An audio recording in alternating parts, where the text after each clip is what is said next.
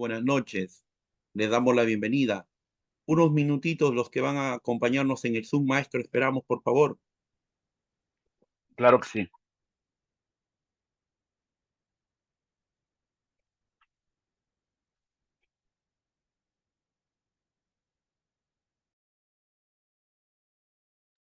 ¿Cómo vamos con el trabajo, doctor Gerardo? Trabajando, investigando.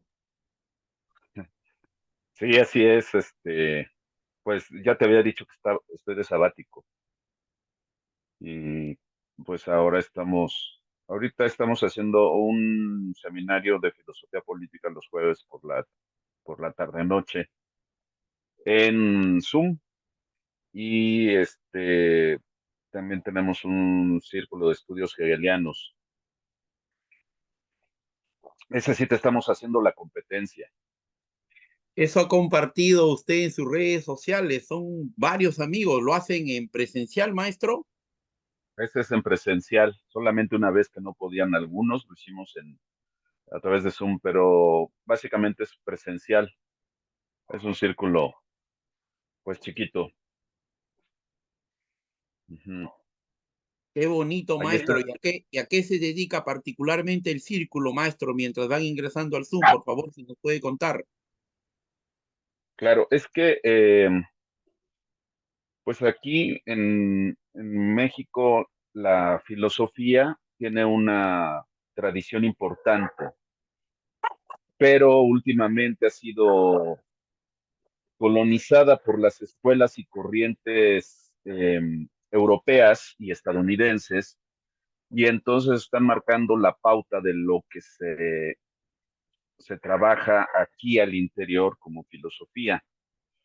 Entonces, decidimos estudiar, bueno, el idealismo alemán en general, pero específicamente vamos directo con la lógica de Hegel, la lógica mayor. Y bueno, es un trabajo que requiere mucha paciencia y se estudian los párrafos con detenimiento. Y así esperamos que en un año este, estemos terminando todo el estudio de la lógica de Hegel. Ese es un grupo muy chiquito. Motivo de que en las redes sociales ese tema a usted le han convocado varias presentaciones, maestro. Sí, sí, de hecho sí, tengo dos libros sobre Hegel, ¿no? Ya te había comentado. Una introducción pequeña de 120 cuartillas, se publicó en la UAM, es breve introducción al pensamiento de Hegel, es una revisión general a nivel introductorio. Y otro que trata la actualidad del pensamiento dialéctico de Hegel, se llama Hegel actual, la paciencia de lo negativo. Y ese libro más bien es problematizador con los grandes temas de esta época. Obviamente todavía no con la inteligencia artificial. El que hace una relación de Hegel con la inteligencia artificial es Slavoj Žižek, precisamente. El cerebro, el cerebro conectado se llama su libro. Y pues plantea cosas interesantes, aunque no tiene mucho que ver con Hegel, sin embargo, sí usa razonamientos que son de estirpe hegeliana. Entonces Hegel sigue siendo muy útil para pensar distintos problemas de la actualidad. Entonces, pero pues el núcleo de Hegel no es la dialéctica del amo y el esclavo, como siempre se pensó, ¿no? El núcleo de Hegel está en la lógica y es un libro difícil porque es un desafío al pensamiento, el tipo de razonamiento que ahí propone Hegel y que es justamente la base de su filosofía. Entonces, pues hay que entrarle a lo nuclear, a lo esencial de Hegel. Y ahí está, justamente en la lógica. Pero reconozco que es un texto nada comercial, es un texto difícil y por eso es que se requiere pues, un estudio sistemático presencial y pues en un círculo pequeño, no tanto para la difusión o la divulgación, sino para el estudio, aunque se tenga uno que detener algunas horas en un párrafo. ¿Ah? Eso es así, básicamente lo de el seminario de el círculo, por eso le llamamos círculo hegeliano internacional, porque tenemos brasileños, desde Doctora, Brasil nos acompañan. doctora María Beatriz Cerdán Flores, usted que ha tenido estudios formales de filosofía en la Universidad Nacional Mayor de San Marcos, ¿qué opina a ese trabajo maravilloso que viene realizando el doctor Gerardo Ábalos Tenorio, doctora María Beatriz Cerdán Flores? Ya nos dejó. Está con nosotros. Doctora María Beatriz, ¿me escucha? Sí, doctora, acá estoy escuchando atentamente la disertación, sino que tuve un problema con la pantalla, está haciendo unos destellos un poco extraños. Es como estoy con el móvil, pero definitivamente la labor que está realizando el doctor a través de la presentación de su libro es de un carácter gravitante e importante, ¿no? La difusión del pensamiento eh, marxista desde el enfoque que lo hace, ¿no? Desde las líneas de investigación que él trabaja. Y definitivamente me auno a lo que usted ha dicho anteriormente, ¿no? En el sentido de que los estudios más profundos que se puedan realizar sobre estos puntos, sobre estas líneas de investigación, lo deben de hacer expertos, personas académicas que han transitado y que han estudiado muy bien este pensamiento, no las interpretaciones, sino el pensamiento, ¿no? El pensamiento marxista. Justamente el doctor Ábalos Tenorio en alguna otra oportunidad nos ha dicho, ¿no?, que lo que hay es mucha interpretación ¿no? Que de cierta manera eh, puede performar caprichosamente, ¿no?, lo dicho, no solamente por Marx, sino por cualquier otro filósofo eh, que pueda elucubrar algún tipo de pensamiento, ¿no? Entonces, lo que hay mucho es la interpretación de la interpretación de la interpretación. Y a mí me parece que la valía del trabajo del doctor Tenorio Ábalos Tenorio, es justamente ser lo más alejado a esas interpretaciones. Tiene él una línea de investigación bastante seria y ya lo vamos a, a mencionar, ¿no? Cuán sólido es esta línea de investigaciones que hace sobre los estudios marxistas en su CV, ¿no? Que es ampuloso, ¿no?, contundente. ¿No? Él se ha dedicado a la investigación, ¿no? Entonces es un trabajo serio, sostenido académicamente y con sus diversas publicaciones, y para nosotros para el Instituto Peruano de Inteligencia Artificial y Ciudadanía Digital es un privilegio poder contar con él y las diferentes presentaciones que él realiza, no solamente con las ponencias, sino también con las presentaciones de su libro en el instituto, ¿no?, de sus diversas obras que son muy vastas. Muchas gracias, doctora María Beatriz Cerdán Flores. Yo lo único decir, ¿no?, a nuestro maestro que el día de hoy nos acompaña desde el hermano país de México y todos los que ya acaban de ingresar al Zoom, muy buenas noches. Aquí el Instituto Peruano de Inteligencia Artificial y Ciudadanía Digital. Yo lo único que voy a decir a mi maestro, a quien lo considero, María, cuando hacíamos la tesis de maestría y de doctorado, la amistad surge con el doctor Gerardo Ábalos Tenorio. ¿Cuántos que vengan de ciencias sociales, cuántos que vengan de filosofía, cuántos que vengan de la formación política y del campo que también nos une con María Beatriz del derecho, realmente están en condición, en capacidad de leer la obra, la totalidad del pensamiento de Hegel y la obra y la totalidad del pensamiento de Carlos Marx? ¿Cuántos? Se habrá dado un tiempo, lo han leído, trabajan con los libros. Yo lo lanzo a mi maestro porque estamos hablando frente a un especialista. ¿Usted qué dice al respecto, maestro?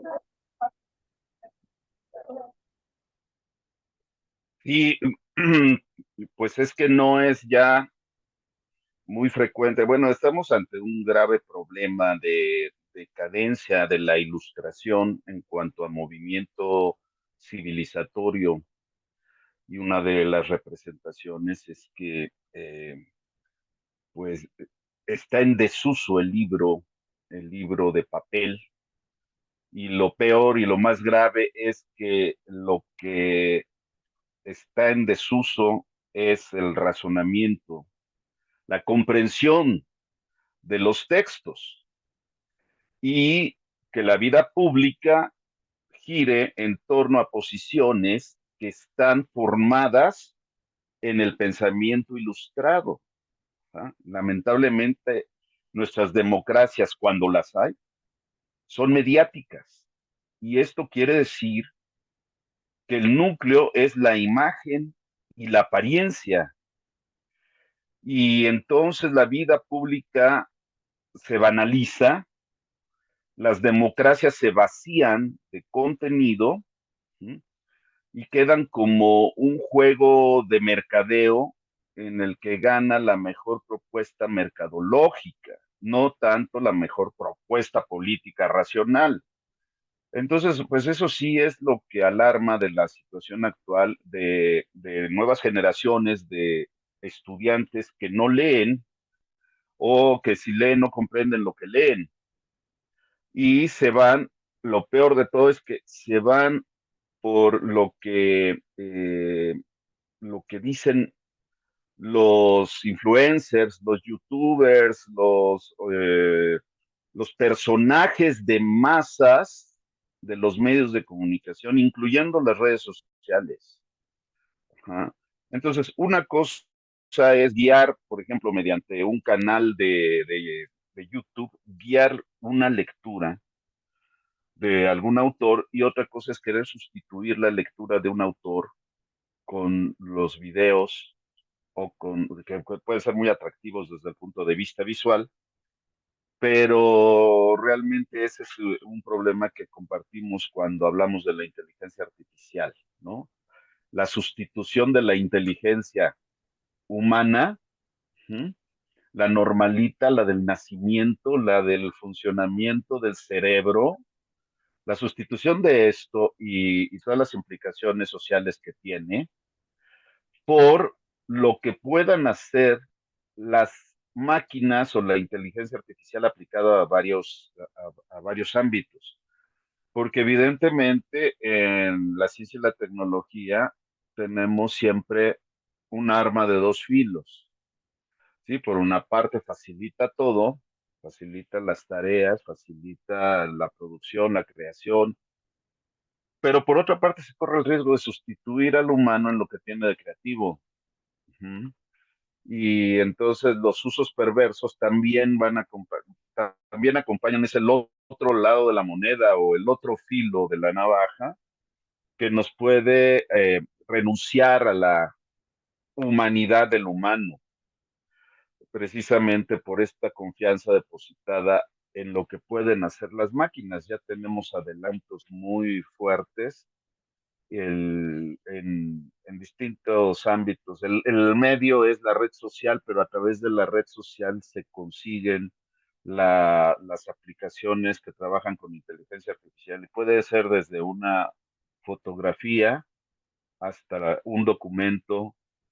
eh, Ahora estaba viendo que se pueden hacer documentos facsimilares, con todo lo que implica en términos de una mente defraudadora, por ejemplo, y todo ese tipo de aplicaciones que sustituyen a la inteligencia natural. De por sí ya contamos con ella para cualquier cosa. Si se nos olvida algo, en ese momento le preguntamos a la inteligencia artificial y nos dice los datos que andamos buscando. En ese sentido es muy útil, aunque en realidad eso va haciendo que nosotros vayamos perdiendo la confianza en nuestra memoria y en un aprendizaje que también es memorístico, ¿no?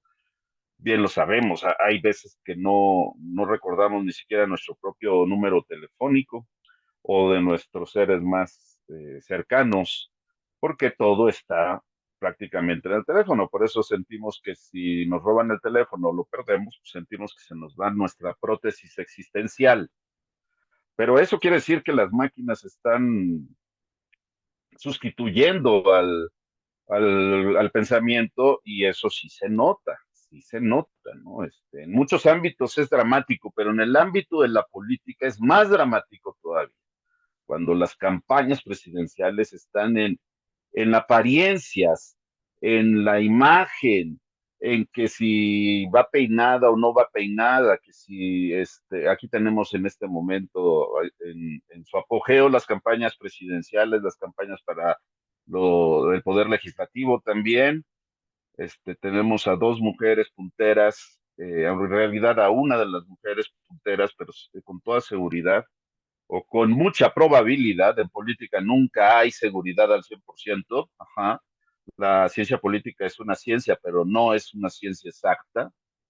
Y precisamente se hace el análisis en términos de probabilidad. Pero con toda probabilidad, una de las candidatas va a ser presidenta de la República. Y sin embargo, pues las campañas absorben una gran cantidad de dinero porque de lo que se trata es de jugar en el teatro de la política con el mundo de las apariencias, ¿no? Muy poca gente se detiene a leer los programas de trabajo de los candidatos, de las candidatas en este caso, y a evaluar racionalmente qué se puede, qué no se puede hacer desde el gobierno, cuáles son promesas incumplibles, ¿no?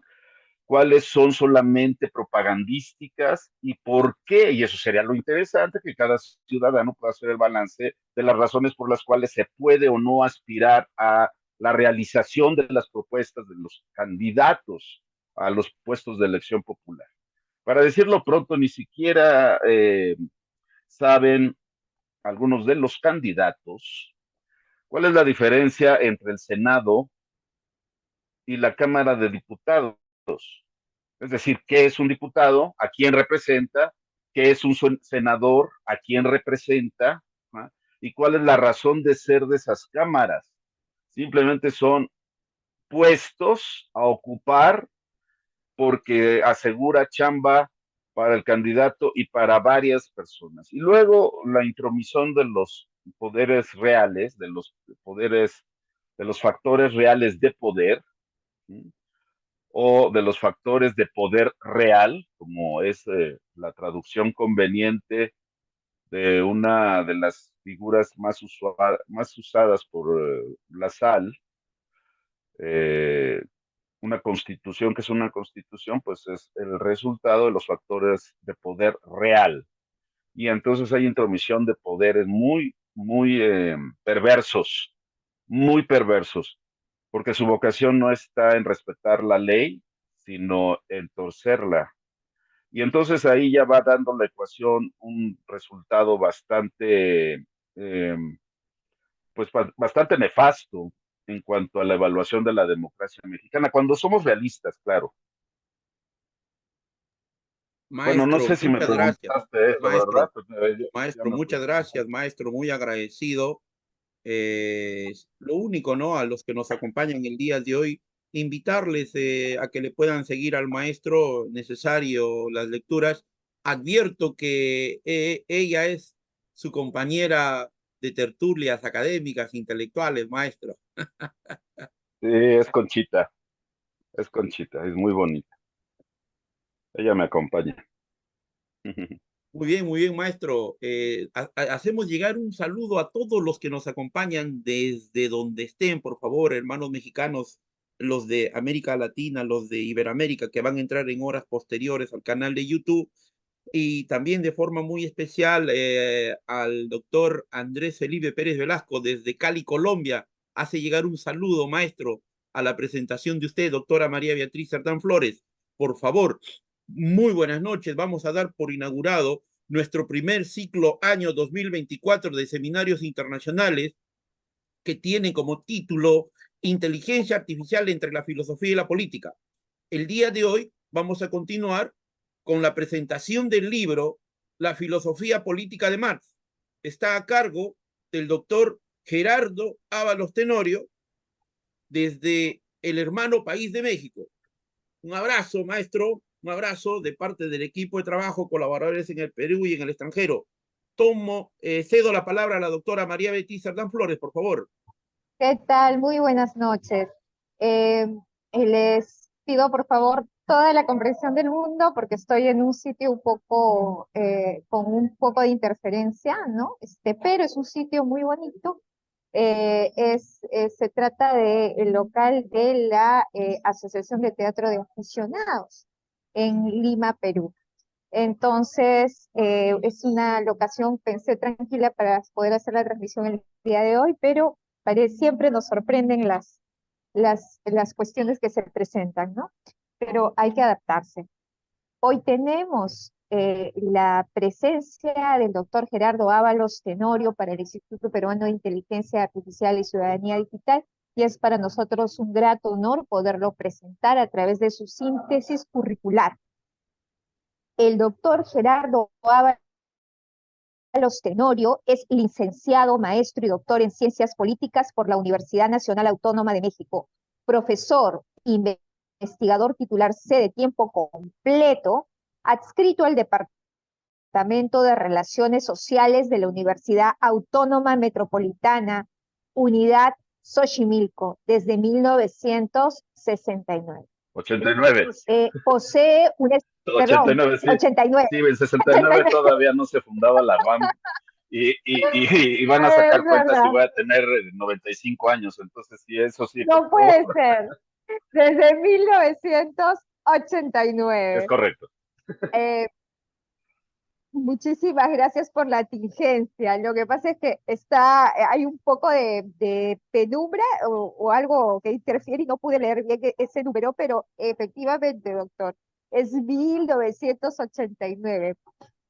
Posee una especialidad en psicoanálisis, fue profesor de la asignatura Economía Política 1, 2 y 3 y Teoría Social 1 en la Facultad de Ciencias Políticas y Sociales de la UNAM desde 1987 a 1997. Es miembro del Sistema Nacional de Investigadores Nivel 2. Ha impartido diplomados para instancias electorales y gubernamentales sobre teoría política, ética gubernativa, administración pública para la igualdad, análisis político, ciudadanía y democracia. Impartió los módulos de ética pública y liderazgo político y psicología del liderazgo en la maestría en política y administración pública y sistemas políticos comparados en el doctorado en política y administración pública del Instituto Estatal de Administración Pública del Estado de Tabasco entre los años 2019 a 2022. Fue coordinador del doctorado en Ciencias Sociales de la Universidad Autónoma Metropolitana de Xochimilco y ha participado en múltiples congresos nacionales e internacionales con ponencias especializadas. Asimismo, tiene líneas de investigación en las que trabaja y es por las que había mencionado que es muy importante resaltar las mismas. Sus líneas de investigación son política y Estado en el pensamiento moderno, ¿no? Sí, política y Estado en el pensamiento moderno. Las ha plasmado en Redefinir lo político, otra de sus obras que presentó en la Universidad Autónoma Metropolitana de México. Otra obra en la que ha plasmado sus líneas de investigación es El Estado Mexicano, Historia, Estructura y Actualidad de una Forma Política en Transformación, presentado también por la Universidad Autónoma Metropolitana en el año 2009, Pensamiento Político Contemporáneo por la Universidad Autónoma Metropolitana de México en el año 2014, la política transfigurada, Estado, Ciudadanía y Violencia en una época de exclusión en el año 2016, Cuerpo y Poder en el año 2022. En revistas coordinadas como las de Veredas, Revista del Pensamiento Sociológico, Argumentos, Estudios Críticos de la Sociedad, en donde ha publicado y coordinado también Tiene diferentes ensayos publicados también recientemente. Algunos de ellos son, por ejemplo, Estado, eticidad y forma, imperio, las razones de la pervivencia de la autocracia mexicana, en Veredas, revista del pensamiento sociológico, Actualidad de Marx, Cosificación, fetichismo y enajenación, en Reencuentro, análisis de los problemas universitarios, en agosto del 2012. Asimismo, tiene publicaciones muchísimo más recientes, como por ejemplo, son Cuerpo y Poder hacia una filosofía política de las somatizaciones sociales posmodernas, Cuerpo y Poder México en 2022, El idealismo materialista de Marx, la herencia hegeliana de la crítica de la economía política en argumentos, estudios críticos de la Sociedad número 98, Universidad Autónoma Metropolitana en el año 2022, Tanatopoder y Sindemia contra el moralismo postmoderno en José Cisneros y Cristian Ascensios Martínez, coordinadores, emergencias de la vida cotidiana en tiempos de pandemia, México, Universidad Autónoma de Tlaxcala, la Biblioteca 2022. Como podemos advertir, el doctor Ábalos Tenorio es un académico que ha trabajado a Marx, ha trabajado a Hegel, que ha trabajado líneas como las que hemos citado de investigación y los ha plasmado en publicaciones recientes, en ensayos, artículos, también en publicaciones, en libros, y hoy día nos presenta su obra en el Instituto Peruano de Inteligencia Artificial y Ciudadanía Digital, y es para nosotros un gran honor y un privilegio poder presentar a ustedes la filosofía política de Marx, obra del doctor Gerardo Ábalos Tenorio. Le doy el pase, estimadísimo doctor, para que nos pueda siempre ilustrar con sus magníficas ponencias. Adelante. Bueno, muchísimas gracias, María Beatriz. Realmente es para mí un honor estar aquí presente y muy agradecido de que me abran la posibilidad y el espacio de presentar este libro titulado precisamente La filosofía política de Marx. Bueno, en especial a María Beatriz y por supuesto a Daniel, al doctor Daniel Partida, igualmente al Instituto Peruano de Inteligencia Artificial, que me ha abierto con generosidad estos espacios para poder eh, pues presentar algunas ideas y en ese sentido también abrir quizá líneas de debate para temas que pueden resultar interesantes para seguir planteando y replanteando y discutiendo y reflexionando acerca de la importancia de la inteligencia artificial y las consecuencias que tiene para nuestras vidas.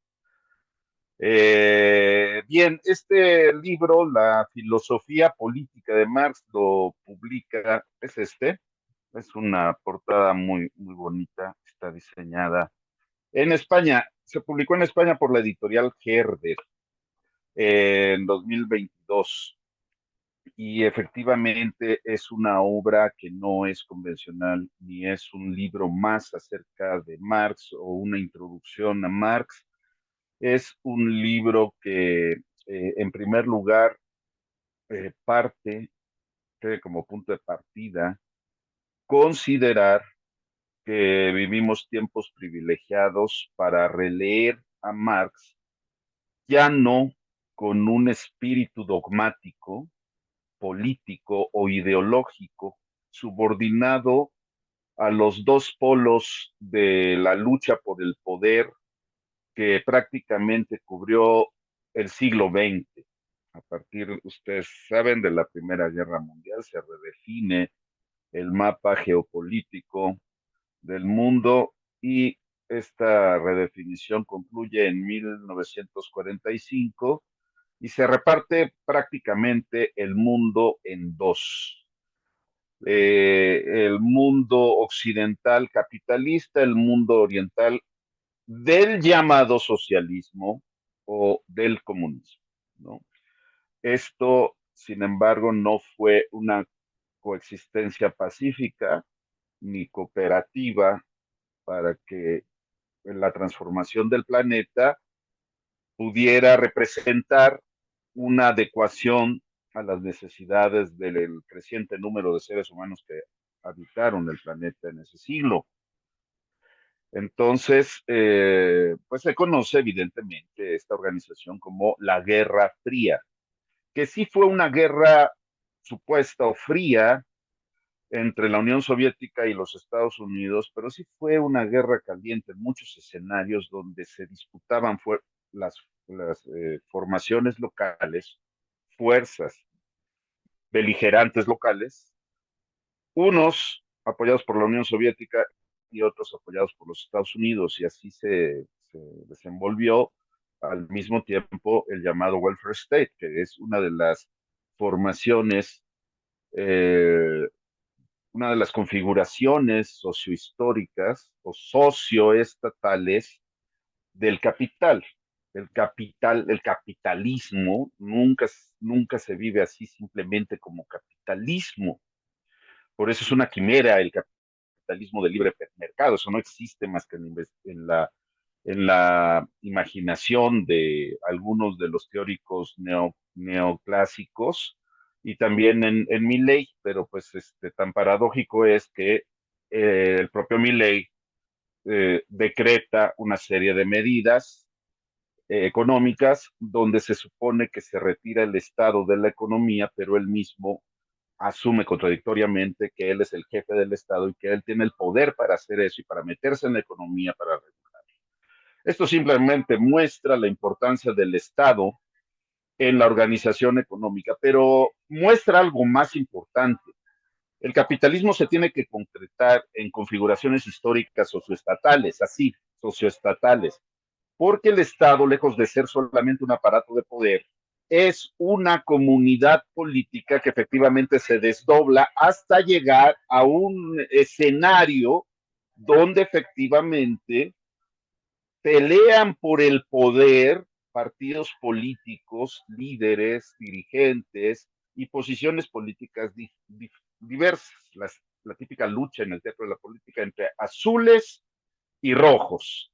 Azules, los más liberales o incluso los conservadores, el color azul está identificado con eso, con la sangre azul de la realeza, la nobleza, la aristocracia, y los rojos que siempre han estado vinculados con posiciones que critican la desigualdad social, que critican la distribución desigual de la riqueza y que por eso mismo son herederos de una viejísima tradición de justicia en el plano de la sociedad, ¿no? Y esta es más o menos la configuración del escenario político que solemos llamar efectivamente el mundo de la política. Pero si esto lo vemos críticamente, pues resulta que ese mundo de la política tiene unos, unos muy profundos, unas muy profundas raíces, ¿ah? Unos cimientos realmente hondos que están arraigados en la historia y también en la forma de la vida social ordinaria y cotidiana.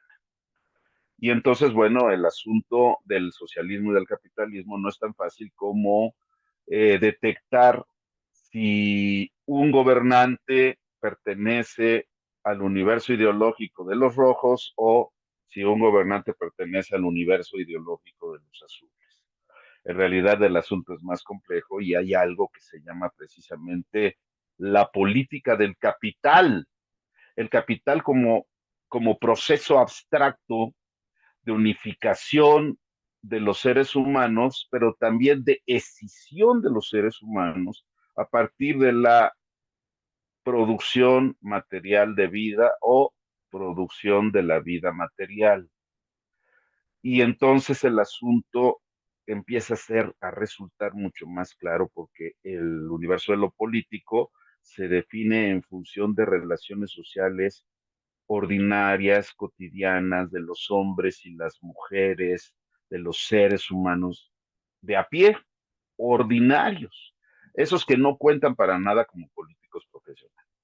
Bueno, este replanteamiento efectivamente viene de una nueva época en, en la que Marx ya no aparece como un ideólogo de una doctrina, o sea, como un profeta, como un hombre, como si fuera una ayatola, ¿sí?, que da la línea para transformar el mundo, sino que Marx aparece como un autor del siglo XIX, típico autor del siglo XIX, con bases filosóficas arraigadas en un conjunto de pensamientos que estaban que fructificaron en las universidades alemanas a fines del siglo XVIII y principios del siglo XIX, y que representó un replanteamiento de la edad de la razón a la francesa y a la escocesa, ¿no?, un replanteamiento que vino a poner un poco de desorden en el mejor de los mundos posibles, que ya estaba perfectamente codificado por la economía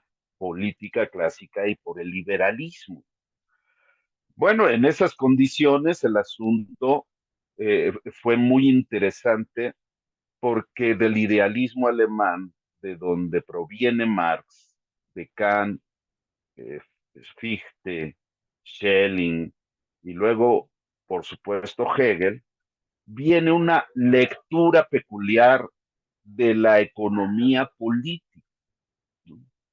Y aquí ya empiezan a surgir las diferencias entre una lectura y una interpretación dogmática de Marx y en consecuencia también del marxismo, ¿sí?, una lectura que digamos canónica, acartonada, dogmática, con orientación política revolucionaria. Bueno, eso se acabó y Marx florece como un autor más, con una gran obra, pero con unas bases filosóficas impresionantes. Por supuesto que después de Marx vinieron las críticas a Marx, ¿sí?, y especialmente del positivismo, que en la economía empezó a recuperar el pensamiento económico clásico de Adam Smith y David Ricardo, y con base en ese bagaje hace la crítica de Marx, ¿no?, y de esa confrontación se derivan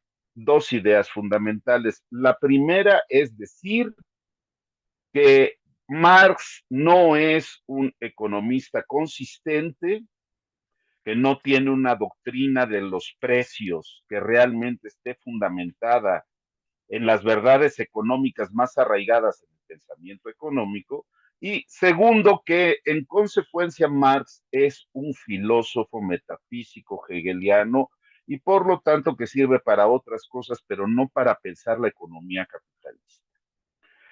Esto debe llamar la atención porque en lugar de enojarse y tratar de criticar a estos teóricos que leyeron la obra de Marx y detectaron algunas falencias, algunos talones de Aquiles en esa obra, y bueno, tirarlos por la borda y simplemente decir que son ideólogos de la burguesía y que tienen intereses y todo esto y los descartamos.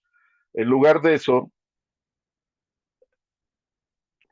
se les puede tomar en serio y preguntarse si tienen razón o no, si algo de razón les cabe, porque pues efectivamente resulta que hay un abismo entre la teoría del valor trabajo de Marx, ¿no?, y la teoría de los precios, que es la que vemos funcionar todos los días en términos de oferta y la demanda. Y también vemos que el mercado no solamente se concreta en las relaciones con ciertos objetos mercantiles y con ciertos servicios, sino que paradójicamente también los seres humanos entran en estos mercados, en la idea de mercado. Entonces, la idea de mercado es algo más compleja que la simple visualización de seres humanos intercambiando cosas. dinero por mercancías, mercancías por dinero, dinero por dinero, en ciertos lugares, en ciertos mercados, donde se compran y se venden capitales, inclusive, etcétera. Entonces, bueno, pues lo que tenemos en realidad es un mundo muy complejo que universalizó la forma del mercado para, inclusive para los seres humanos en su conjunto. Los seres humanos estamos en distintos mercados, estamos en competencia individualista, posesiva, y efectivamente en esos mercados que pueden ser de distintos tipos, ¿no? Esto que abarca lo espiritual también tiene la forma del mercado. ¿Mm? Los cuerpos tienen incluso la calidad de mercancías, ahora al grado de modificarse, de mutarse, no solo en las fotografías de las redes sociales, sino ya empíricamente en lo real del cuerpo entra la mercancía y la gente es capaz de modificar su cuerpo mercantilmente, siempre y cuando tenga una determinada cantidad de dinero para mutar, para metamorfosear su cuerpo y hacerlo más presentable en otro mercado que es el mercado donde impera el capital erótico sexual y hombres y mujeres se venden tal cual, como objetos sexuales. Entonces resulta que la forma mercantil es muy importante, no solamente entonces abarca el mundo económico, trasciende el mundo económico y va más allá del mundo político y se empieza a afincar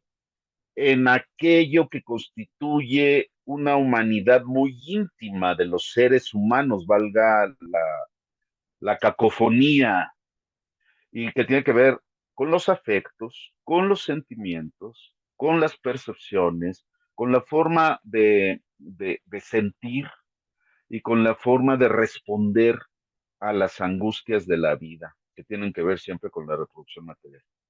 Entonces resulta que una lectura de Marx abre una posibilidad de interpretarlo de otra manera. A estas alturas, quizá hasta ahora se hayan dado las condiciones de esta nueva lectura de Marx no dogmática y no ideológica y no obligada a defender una quimera que es el socialismo real o el comunismo chino.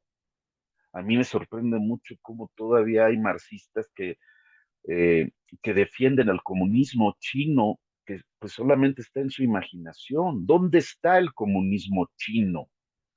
Eh, ¿Dónde está el comunismo cubano? ¿Dónde está el comunismo venezolano?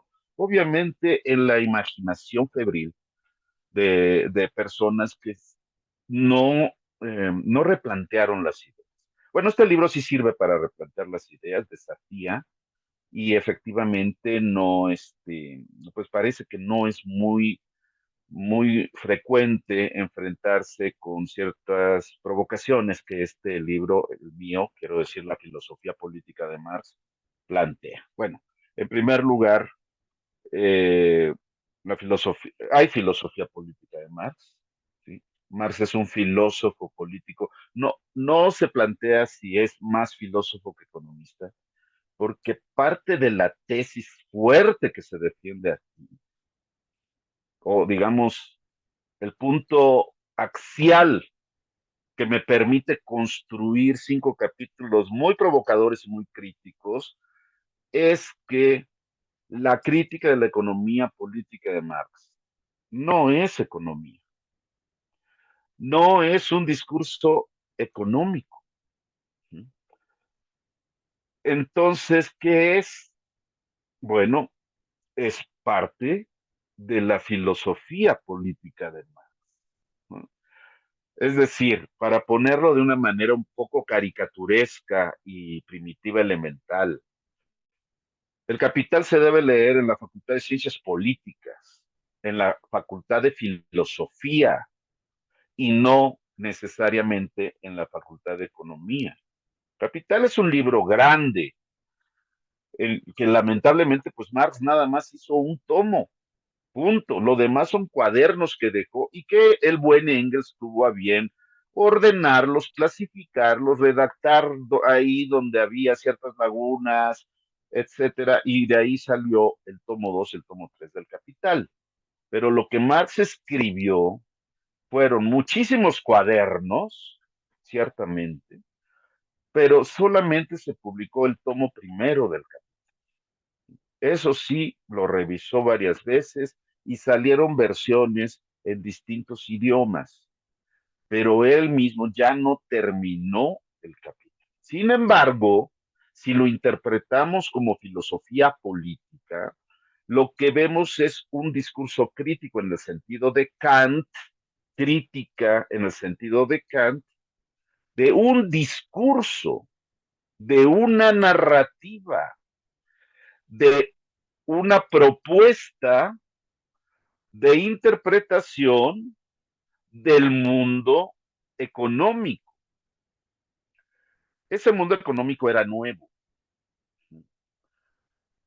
Y no tiene que ver con una visión transhistórica materialista donde a Marx se le asemeja a Darwin y entonces Marx estaría algo así como lo que dice Engels en el discurso ante la tumba de Marx, ¿no? Estaría descubriendo la ley general y universal que rige las sociedades, porque descubrió el materialismo, y el materialismo quiere decir primero es la producción de la vida material y luego ya son las formas de conciencia social o de conciencia individual y social, pero esto en realidad eh, no es así. Lo material se relaciona con lo ideal, y entonces aquí pues resulta que Marx usa el idealismo de Hegel para plantear la crítica de la economía política, y ahí desafío a todos los materialistas dogmáticos o a los marxistas dogmáticos y digo, el materialismo de Marx es idealista. El materialismo de Marx es idealista. Es decir, toda la construcción teórica de Marx es hegeliana, tiene cimientos hegelianos y toda la lógica de su desarrollo crítico se alinea con la lógica de Hegel. Y debido a eso hace una crítica, o sea, una evaluación analítica primero porque separa, y luego sintética porque junta, esto en términos kantianos, ¿sí? Análisis y síntesis es kantiano, y kantianamente vuelve a unir con el pensamiento lo que se ha separado por análisis, y esto lo procesa dialécticamente en un viaje que va de lo abstracto, elemental y primitivo, que es el primer piso, a lo concreto, que se asciende, por cierto, se asciende a lo concreto, ¿no? Hay muchos maestros y maestras de metodología que dicen, te falta aterrizarlo, está muy abstracto todavía, entonces aterrízalo, bájalo, etcétera. Y entonces parece que no leyeron las primeras páginas elementales de los Grundrisse, donde Marx aclara qué es un método científico. Y el método procede de lo abstracto a lo concreto, ascendiendo a lo concreto, que es lo más complejo. Y esto sigue uno de los dictums más importantes de Hegel, que en un pequeño escrito y breve escrito, que además está en español, mucho ganaríamos si lo releyéramos, se llama ¿Quién piensa abstractamente? Y resulta que los que más concretos se presumen, pues son los que piensan abstractamente, porque pensar abstractamente quiere decir pensar desvinculados los aspectos, los objetos y los procesos, como si no tuvieran que ver una cosa con la otra. Por ejemplo, cuando se separa economía y política y se dice que Marx sí tiene una teoría económica, pero no tiene una teoría política, pues resulta que se está pensando a Marx desde una óptica abstracta, porque si se sigue el pensamiento de Marx, resulta que ahí donde está exponiendo, por ejemplo, la doctrina del dinero, resulta que está hablando de seres humanos en relación, está hablando de relaciones sociales, está hablando de vínculos de determinadas características entre los sujetos. y que se expresa, claro está, en el mundo económico, como que algunos pueden comprar todo y otros tienen que vender todo. Y en consecuencia es una reconfiguración de la vida humana y de las formas existenciales de la misma en distintos niveles. Entonces, quien piensa abstractamente piensa de manera separada, ¿no? Y justamente una lectura hegeliana ilumina esas partes de la obra de Marx que quedaron eclipsadas por el pensamiento dogmático ideológico. Lanzo entonces en este libro el desafío. 5 capítulos, el primero en el título lleva la fama. El primero se llama Soy discípulo de Hegel. Soy discípulo de Hegel. Esto quiere decir que, a confesión de parte, relevo de pruebas, Marx mismo se declara discípulo de Hegel, y no cuando tenía 25 años, no cuando tenía 30 años, sino cuando escribió El Capital. Básicamente, cuando está redactando los Grundrisse entre 1856 y 1857 y 58, los Grundrisse dan continuidad a algún texto filosófico de 1843 y a varios manuscritos de 1844, eso que suele llamarse como el joven Hegel. Y los Grundrisse, pues ya son cuadernos, son 7 cuadernos elaborados en esos años que ya mencioné, pero en ese momento le llega la lógica de Hegel en un ejemplar que le había pertenecido a Bakunin. Bakunin empeñaba sus libros y andaban ahí rodando por todos lados. El libro era muy valioso, era algo muy valioso, ¿sí? Eh, Me imagino que un libro era algo así como una computadora, ¿sí? O una iPad, pero cargada con muchos libros. Y entonces le llegó el libro de la lógica de Hegel a Marx y empezó a recordar cómo trabaja Hegel los conceptos, las categorías, y cómo la separación entre los objetos es necesaria, pero es apenas un paso. Por ejemplo, dialéctica amo-esclavo o señor-siervo. O sea, ahí hay una separación, ¿no? Pero no hay amo sin esclavo, no hay esclavo sin amo, ¿sí? Y lo mismo empieza a razonar.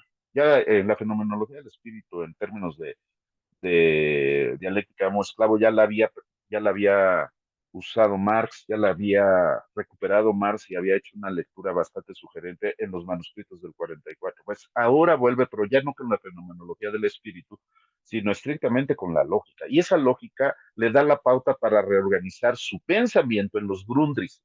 Y ahí tenemos un modelo de método de investigación.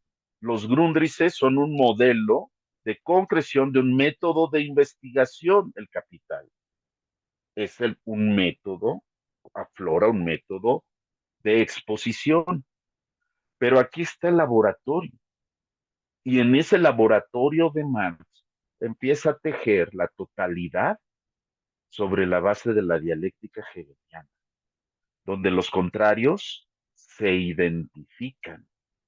¿Ah? Y esto no es una frase hueca, es una forma de entender que la separación no nada más implica visualizar dos momentos, sino, bueno, visualizar dos cosas, sino plantear dos momentos como eso, como momentos circunstanciales o coyunturales de un proceso más complejo.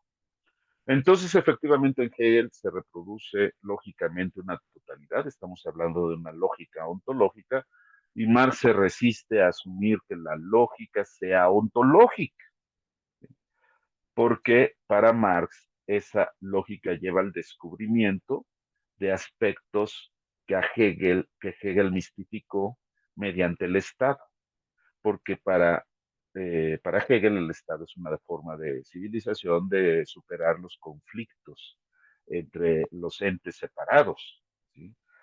Digamos que para Hegel el Estado es la solución y Marx piensa que el problema está en la explotación, en la dominación y en la necesidad de que las condiciones de vida respondan a su concepto, es decir, que el humano viva humanamente. Y esto pues tiene que ver con su estirpe, la estirpe de la querida Marx, que no nada más son los socialistas, no nada más son las utopías, sino también en términos teológicos religiosos, el judaísmo, más que el cristianismo. Ujú. Y esto significa que hay pensamientos emancipadores que tienen una misión teológica, es decir, de hacer que las cosas correspondan a su concepto. Si estamos hablando de seres humanos, pues entonces efectivamente emancipémonos para fincar una vida humana verdadera en este planeta. Y esa es indudablemente una de las diferencias entre Marx y Hegel, ¿no? Marx es judío en esto, un teólogo, teológicamente, y Hegel es cristiano, ¿no? Entonces tienen dos, digamos, dos plataformas distintas para pensar la emancipación, porque es una preocupación real y auténtica que dejó no solamente la Revolución Francesa, sino también la Revolución Gringa, que está muy lejana en el espacio para los espíritus europeos, pero muy cercana por el significado, por los significados en términos de libertad universal a todos los seres humanos y esto concretado en un estado de derecho representativos. Todo esto es parte de un proyecto de emancipación, pero para suficiente.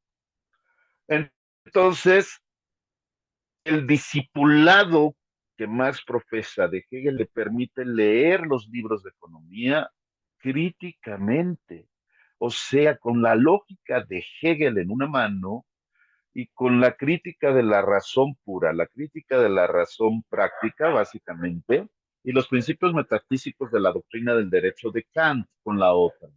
Y sobre esa base empieza un proceso de superación de ese discurso, pero lo hace filosóficamente.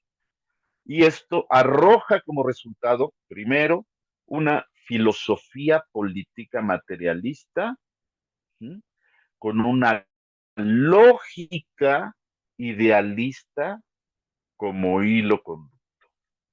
Primero, sí hay una filosofía política de Marx, claramente, y está en el Capital.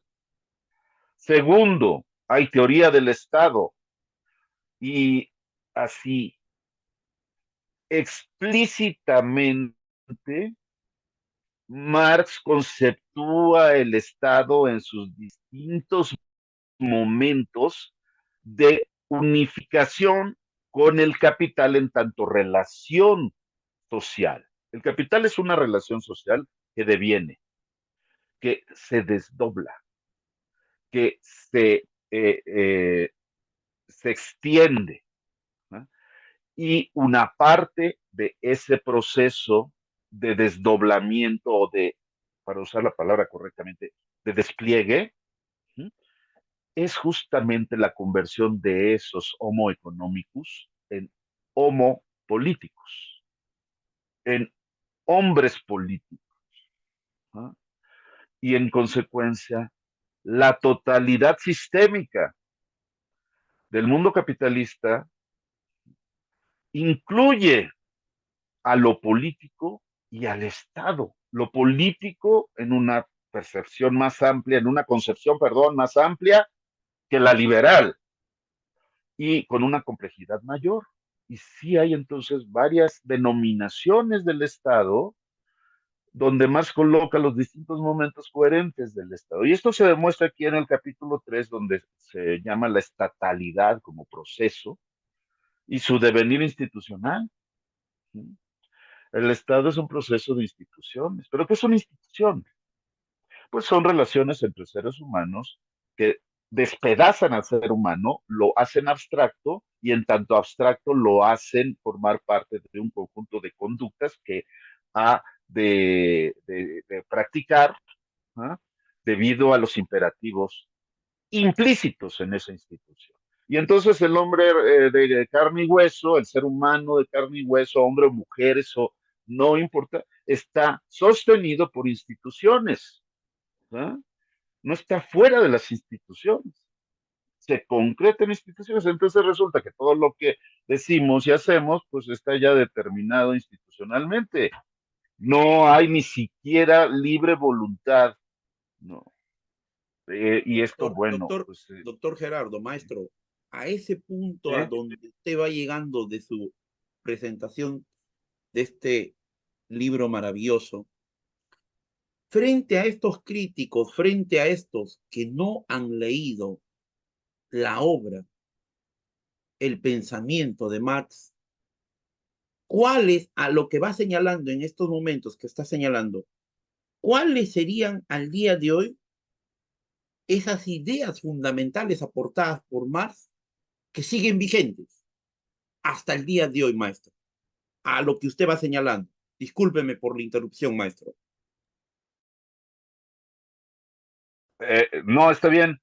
Pues todas estas, todas estas, o sea, todo lo que estoy mencionando, la crítica de la economía política, pero si se le entiende como discurso económico, pues no. Y en ese sentido, la teoría crítica del valor, de la forma valor, de la forma dinero, de la forma mercancía, de la forma capital y de la forma imperio, pues es más vigente que nunca hoy en día en el mundo globalizado. La cosificación, el fetichismo y la enajenación o alienación siguen siendo vigentes, incluso para pensar la inteligencia artificial, precisamente para pensar el Estado. Todas estas tesis de Marx sobre el Estado están en el Capital. Entonces, los que dijeron, como Norberto Bobbio, que no existe una teoría materialista, una teoría marxista del Estado, pues es lógico por qué lo dijeron. ¿Por qué lo dijeron? Porque no leyeron a Marx. Así de simple, así de simple. Es muy difícil que los liberales republicanos del presente realmente hayan leído a Marx. Yo no creo que lo hayan leído. Yo creo que leyeron el manifiesto del Partido Comunista, el 18 Brumario de Luis Bonaparte, leyeron las luchas de clases en Francia, la guerra civil en Francia, esos textos que eran periodísticos. Pero igual el Capital leyeron, imagínense, se empieza leyendo el capítulo 24 del Capital, que es la llamada acumulación originaria del capital, ¿no? Todo esto empezó por el gandallismo, es decir, porque unos se aprovecharon de otros. Pues parece Rousseau, y esto no es verdad, este no es Marx. O leyeron El origen de la familia, la propiedad privada y el Estado, o escucharon a Silvio Rodríguez y ahí ya se hicieron marxistas, puede ser, ¿no? Pues qué nos espera ahora con los corridos tumbados y toda esta generación que oye a Maluma y a, se me olvidó el del pelito así,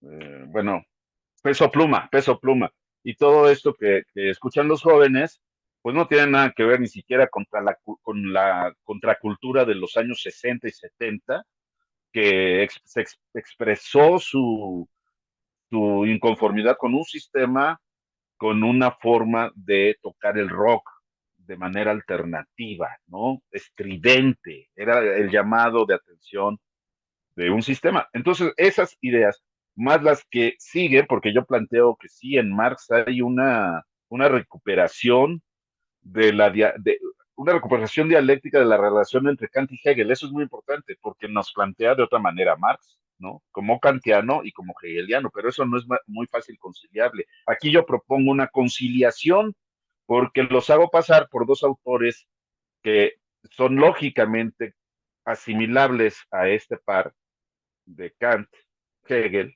y aquí Marx está entre Kant y Hegel, y yo hago invitar a la misma mesa redonda a Hobbes, a Thomas Hobbes, el de la guerra de todos contra todos, y el hombre es el lobo del hombre, etcétera, y a Freud, ¿no? A Freud, porque efectivamente ahí también planteo la actualidad de Freud y la actualidad de Hobbes, bien leídos desde nuestra época, ¿no? No podemos pensar que Freud ya no sirve, que el psicoanálisis freudiano ya no sirve y el que único que vale la pena es el de Lacan y ahora somos lacanianos. No, no, no. Freud tiene muchos aspectos que ofrecer, pero cuando lo juntamos con estos pensadores, entonces se convierte en una bomba de pensamiento crítico que va mucho más allá de los posmodernos, mucho más allá de los autores de moda, hombre. Estos autores realmente tienen un sistema de pensamiento, son muy importantes, son densos y son conciliables y actualizables. Y finalmente, justamente el capítulo 5 se llama alienación, fetichismo y reificación. Va de nuevo, alienación, fetichismo y reificación. Son conceptos vigentes. Y digo aquí, argumento, ¿por qué son vigentes? De hecho, Daniel, he dicho en alguna de las conferencias que has tenido la gentileza de invitarme, que estos tres conceptos nos ayudan a situar la inteligencia artificial, ¿no? Y eso generó, pues sí, que me hayan A- hecho a- algunas observaciones interesantes. ahora más que nunca, maestro. Exactamente. Hoy en día más que nunca es vigente estos conceptos, pero con toda la problemática de la crítica a la economía política. Entonces, bueno, pues yo recomiendo mucho leer mi libro con ojo crítico, por supuesto, y ojalá que podamos en el futuro no demasiado lejano, pues poder discutir algunas de las ideas que vienen en este texto, ¿no? Eh, yo pedí que me lo presentaran algunos de los marxistas. Es que, pues ya, lamentablemente la generación de mis maestros o de nuestros maestros, Daniel, ya están desapareciendo, o sea, ya se están muriendo. El año pasado se murieron dos de mis grandes maestros, que son Enrique Dussel y Adolfo Gili, y pues nos están dejando un poco en la orfandad, pero como es una orfandad edípica bien trabajada, pues ni modo, nosotros tenemos que seguir adelante, siguiendo su ejemplo de pensamiento crítico y yendo más allá de ellos, efectivamente. Ese es el caso del complejo de Edipo superado, ¿no? Profe, Sí, perdona, lo interrumpo un segundito. Ahora no, mismo, no hay ningún problema. si ustedes están en la orfandad, ahí me tomo el atrevimiento de decir esto, son ustedes los que deben, a mi modo de ver, tomar esa, digámoslo, la luz en el camino, tomar el liderazgo. Y nosotros, como las nuevas generaciones que estamos apenas entrando a este mundo académico, y digámoslo así, el mundo académico, somos los que vemos en ustedes un ejemplo a seguir, básicamente. Eso es lo que le digo a todos aquí, al profesor, obviamente, al profesor Gerardo, al profesor Daniela, al profesora María, etcétera, ¿no? Y esa No, te interrupción. agradezco mucho, Andrés Felipe, te agradezco mucho esta consideración que tienes. Colaborador constante y permanente del instituto desde Cali, Colombia. Él está con proyectos con nosotros de inteligencia artificial artes. También estamos en el tema de Cineforo, con quien usted también estamos, maestro. Interesante lo que nos señala en relación a su ponencia y desde que advertimos sus libros cuando con María Beatriz compartíamos maestría y doctorado con nuestro gran maestro Raúl Ronald Palacios Vallejo San Marquino, él, y muy bien identificado en esta línea de pensamiento, por sobre todo un hombre consciente, realista, y un hombre que en su momento en el Perú, en la vida universitaria, aportó significativamente para ese gran movimiento que se dio de las gestas revolucionarias en el Perú en relación a lo que sucedía en las universidades nacionales. Discúlpenme por la interrupción, maestro. No, bueno, muchas gracias. Eh, pues nada más quería decirte, Andrés Felipe, que en mayo, del 7 al 12 de mayo, voy a Cali, Colombia, precisamente. Me invitaron de la Universidad Santiago de Cali para participar en un evento sobre derecho y Estado. Entonces, ojalá nos pongamos de acuerdo y nos podamos ver por ahí, Andrés. Me daría mucho gusto saludarte por allá. Y bueno, de lo que digo de mis maestros, es real, o sea, si están, pues la vida es finita y lamentablemente se fueron varios maestros y amigos, inclusive un querido profesor de la UAM también de los fundadores y también como que un referente filosófico. Entonces, de pronto uno se siente así, efectivamente, sí en la orfandad, pero también como que con una responsabilidad,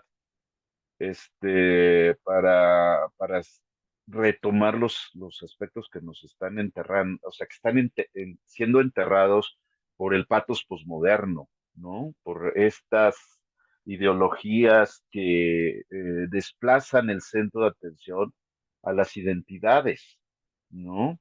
A lo woke. Ahora, gracias a la sugerencia de mi querido amigo José Luis González Callejas, que está aquí presente, por lo menos está en foto, no sé si esté ahí personalmente, que por cierto, en uno de los textos que que mencionó María Beatriz, que se llama La pervivencia de la autocracia mexicana, ese lo escribí precisamente con José Luis González Callejas, que está acá, y pues hicimos una colaboración muy, muy estrecha en ese planteamiento, que pues explica las razones profundas por las que no podemos fincar una democracia mínimamente decente en México. Y bueno, José Luis González Callejas nos recomendó este libro de que la izquierda no es lo woke, ¿no? Así no actúa la izquierda como los woke, ¿no?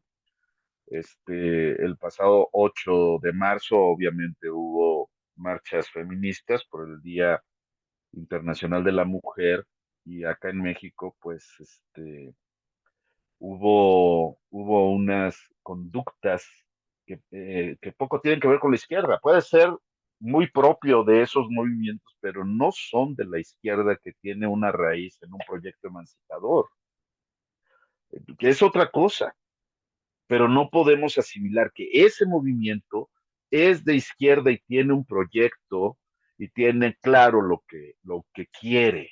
Ni siquiera están claras las demandas. Entonces eso tergiversa precisamente una lógica de emancipación. Pues frente a todo eso, pues sí, efectivamente es más urgente que nunca, precisamente por la existencia de esos movimientos y esas formas de ser tan agresivas, eh, una agresividad que no va a ningún lado, no es contra el sistema ni nada que ver, ¿no? Sino que agarran a un muchacho y lo empiezan a agredir, ¿no? Solo porque es varón. Eso no puede ser de izquierda, ¿sí?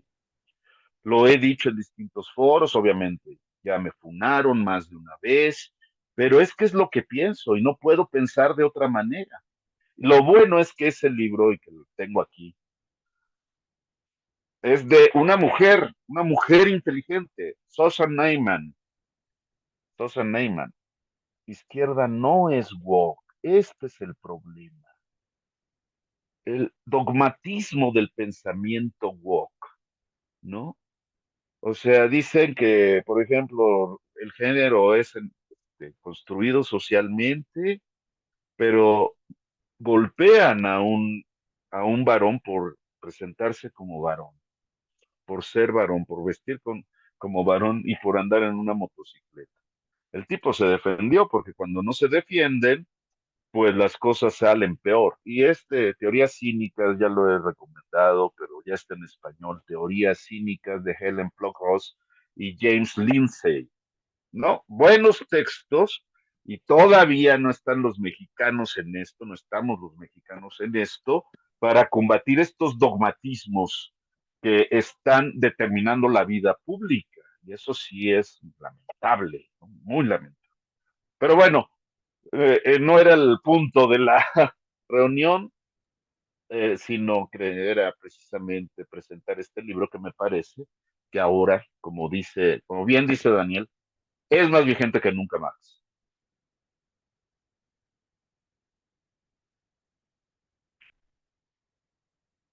Doctor Gerardo Ábalos Tenorio, Ujú. siempre estas presentaciones nos van a dejar seguir leyendo, seguir documentándonos, realizando una pesquisa. Siempre queda una labor pendiente. Aquí nosotros en el instituto, los que integramos el equipo de trabajo, doctora Miriam Magallanes Maldonado, doctor Daniel Malpartida Victorio, doctora María Beatriz Hernán Flores, doctor Alberto Martín Zaira Rojas, colaboradores en el Perú y colaboradores en el extranjero.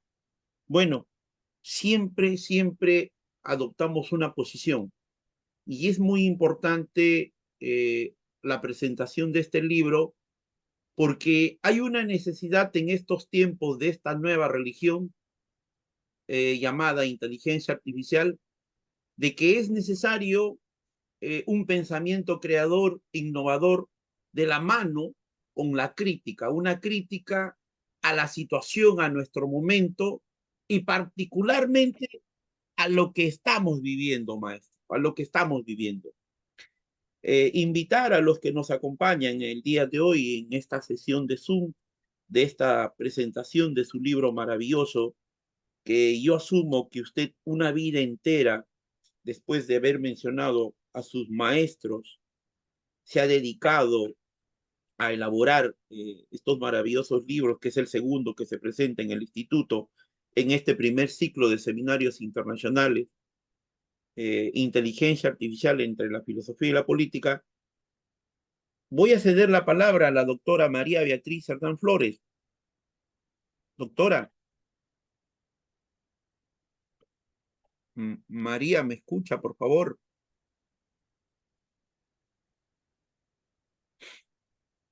Doctora María, ¿me escucha? ¿Me presta atención? Debe estar en audio entonces. Ah, Ujú. María Beatriz, ¿me escuchas?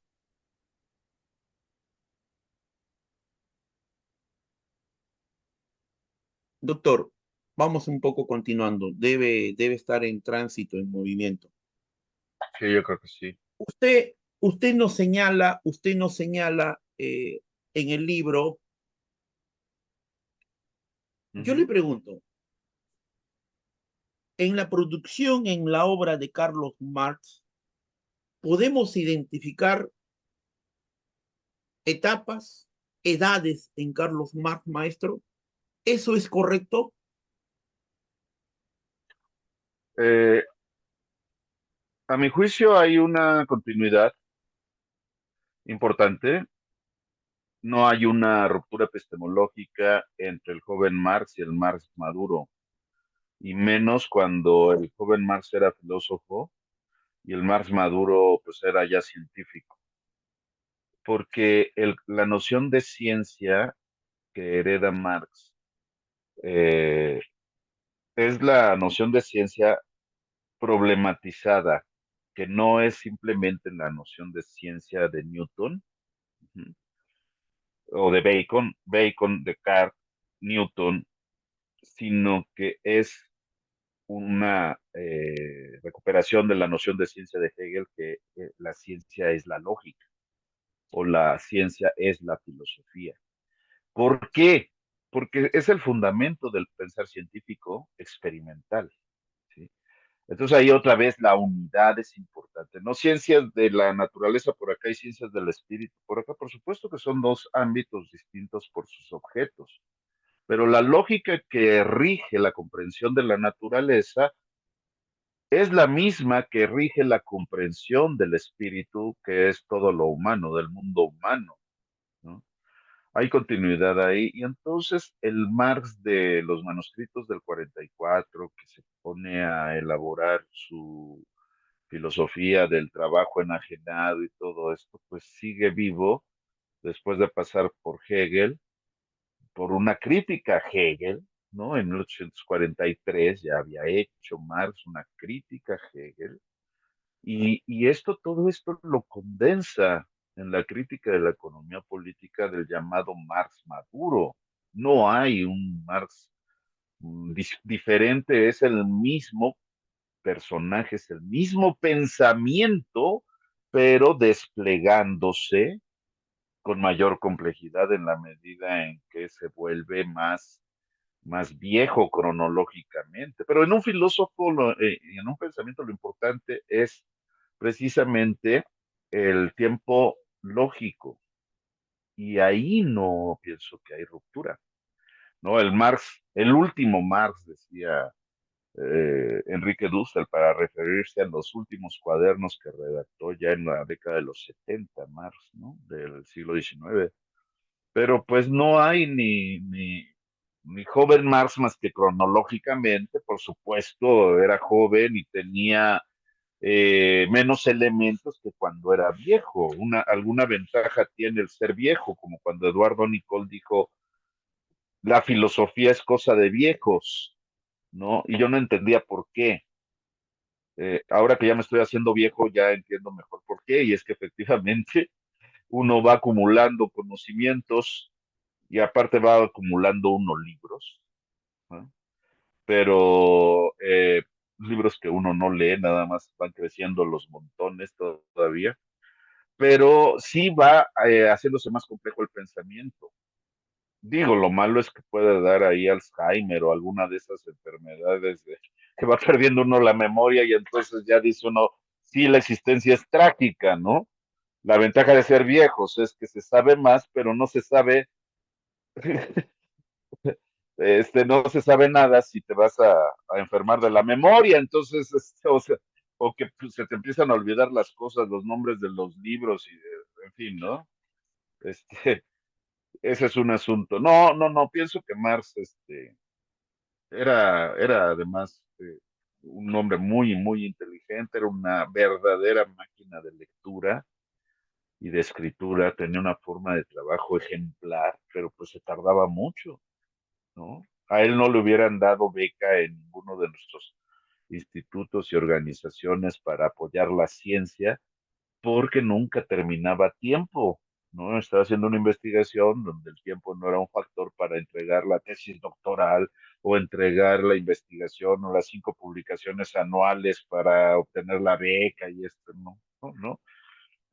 Trabajaba, por supuesto, no había computadoras, trabajaba a mano, no había luz eléctrica, trabajaba a oscuras, fundió los ojos, en fin, o sea, fueron condiciones de trabajo pésimas y su salud física y emocional también fue minando. Él era muy fuerte desde el punto de vista emocional, pero su esposa no. Bueno, eh, obviamente no era un matrimonio tradicional, aunque quisieran serlo, ¿no? Y Jenny von Westphalen, que siempre fue su compañera en todos los sentidos, sí resintió esta falta de recursos económicos en el hogar de Marx, y si no es por el generoso Engels, pues la cosa hubiera terminado peor de lo que fue en la vida dramática de Marx. Por cierto, una de las... Recordándonos un Sí, poco a lo de Sócrates, maestro, en algunos aspectos. Maestro, usted como muy buen filósofo de la política y como muy buen psicoanalista, ¿cómo encontramos esa relación entre el marxismo y el trabajo desde el punto de vista de Freud, maestro? Porque usted brillantemente lo trata a ello. ¿Cómo se establece esa relación, maestro, por favor? sí, muchas gracias, que ya vi que ya lo leíste, lo estás leyendo, ya sí, me encanta eso, se nota. Es que sí, porque Freud no es un capítulo más, sino que efectivamente nos complementa eh, esto que se llama forma valor. O sea, la forma valor, ¿ah?, tiene una psique.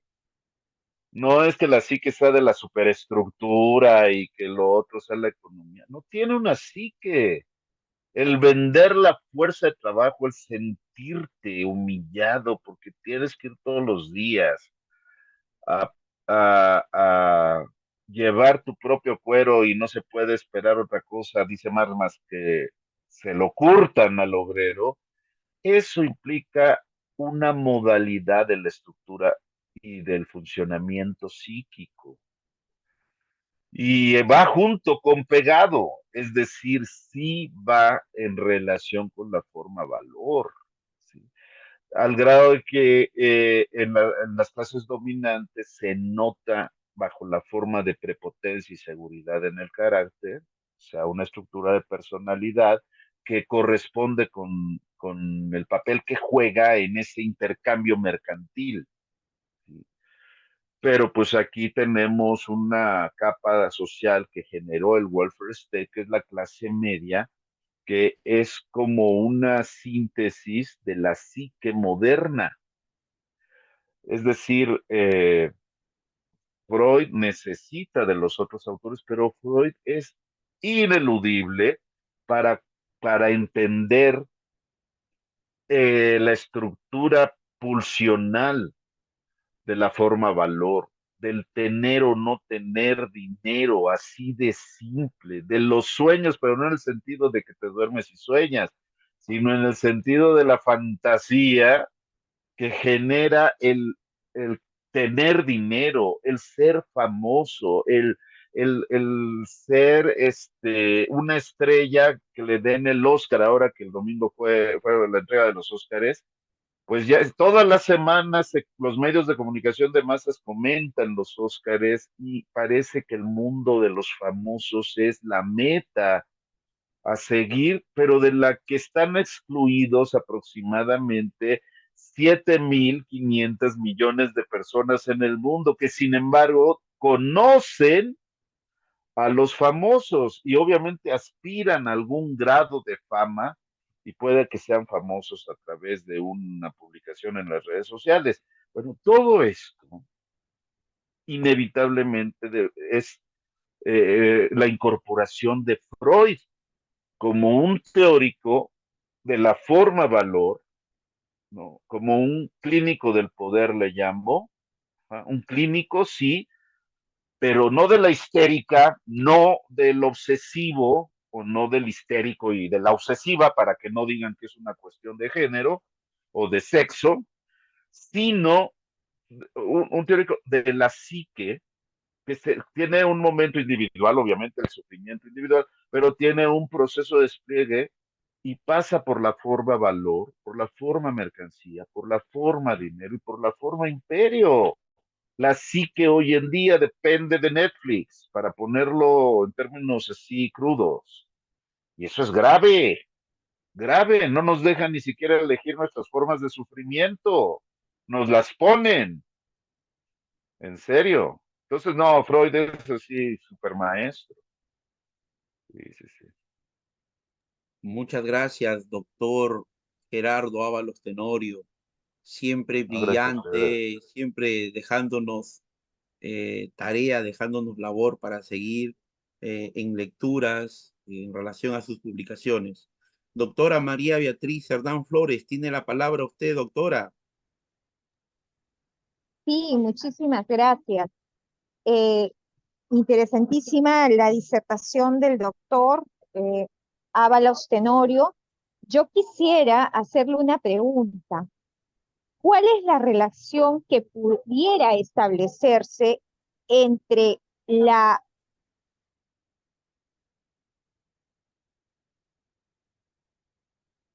aplicada a... Perdón, es que sí, aló, por un momento sí, es que por un Sí, si momento lo puedes repetir la se pregunta, Mari, desconectó se fue el tu... sí, audio. Sí, discúlpenme, exacto.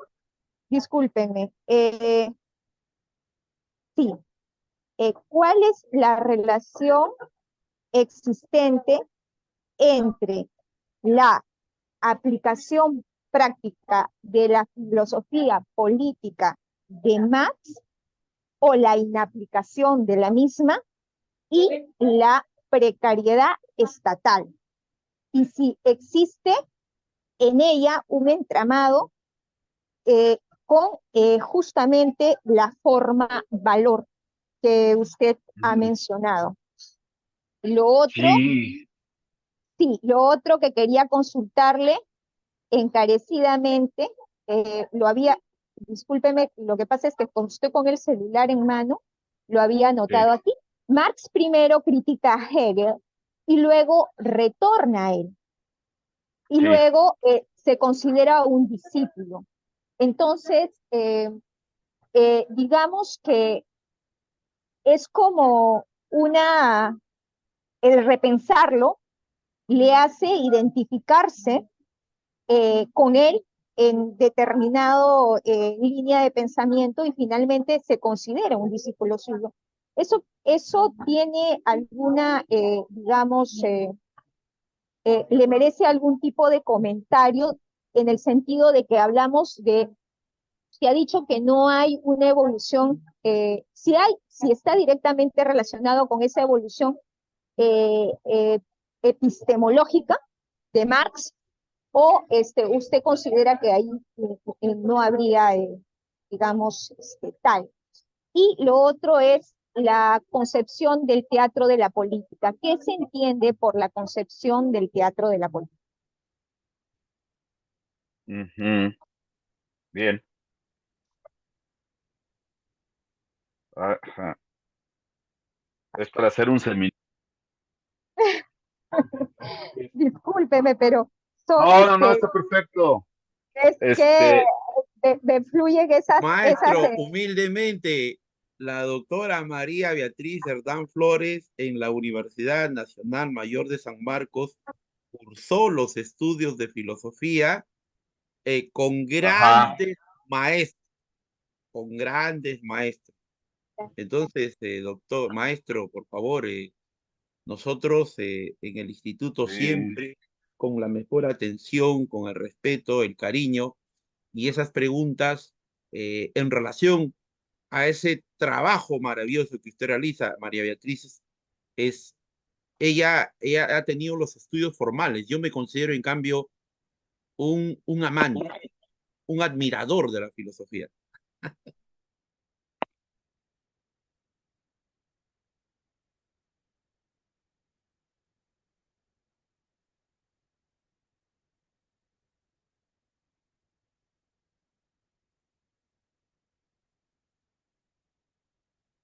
Un segundito, por favor, un segundito, un segundito, un segundito, por favor, porque tengo dificultades acá con, Continúe, se continúe, maestro. descargaron mis iPods. Un segundito, Ya está bien, doctor. ahorita continuamos.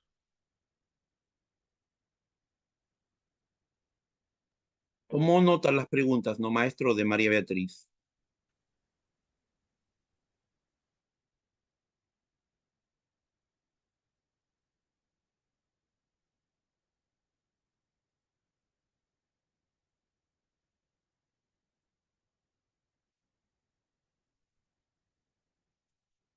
¿Me escucha, doctor? ¿Me escucha? ¿Estamos bien? Sí, ¿Audio, sí, video? perdón, Ya, ahora perdón, sí. es que tuve algún problema con se descargaron mis audífonos, perdón, ¿eh? No, maestro, por favor. Yo creo que Beatriz va a pensar que este es el pretexto para ver qué me invento con estas preguntas tan complejas que lanzó y desde el punto de vista filosófico muy atinadas. Lo primero, sí, efectivamente, hay una concepción del proceso estatal que forma parte del proceso de acumulación de capital. Es decir, toda la forma social se condensa en la acumulación del capital y en la tendencia de la economía al monopolio, como padecemos hoy en día.